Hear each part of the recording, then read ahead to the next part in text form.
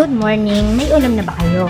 Kung wala pa, baka makapagbigay idea ito sa inyo ang gagawin kong ulam for lunch.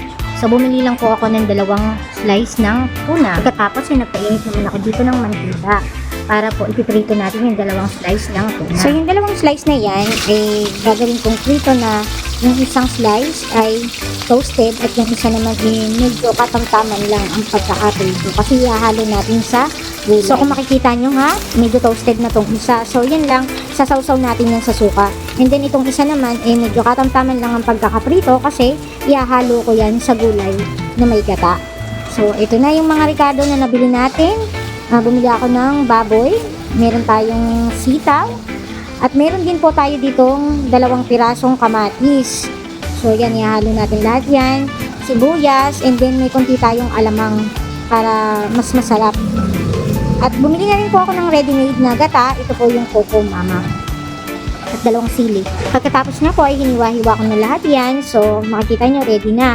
Para igigisa na lang natin siya. So, mas mabilis na yung proseso.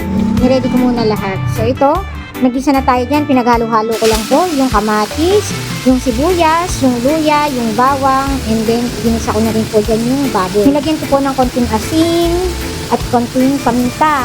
So, bahala na po kayo magtansya kung anong alat ang ilalagay niyo dyan kasi depende po yan sa ating panlasa.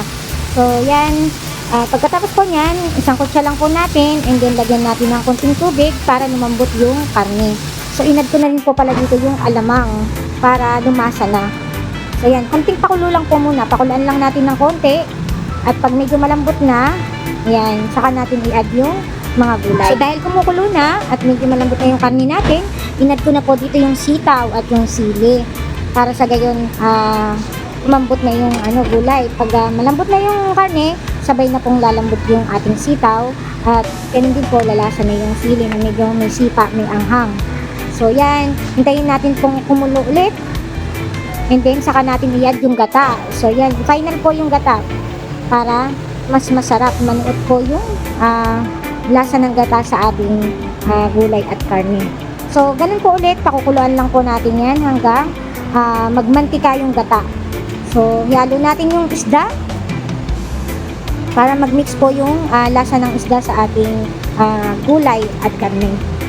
So, hintayin lang po natin kumulo hanggang kumulo at magmantika yung ating gata.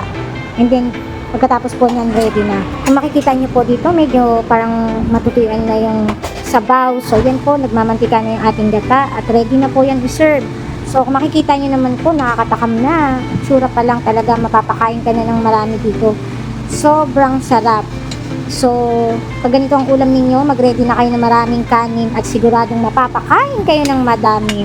Ayan na. So, ready to serve na po ito. Oh, wow! Tingnan nyo. Mapapatakam ka talaga pag ganito ang ulam nyo. So, ano pang hinihintay nyo? I-ready na ang kanin at tara na kumain. So, ayan, may idea na kayo sa ulam na pwede nyong iluto. Isa na naman masarap at matipid at masustansyang ulam na idea ang isinare ko sa inyo. Maraming salamat mga mamshi. Bye!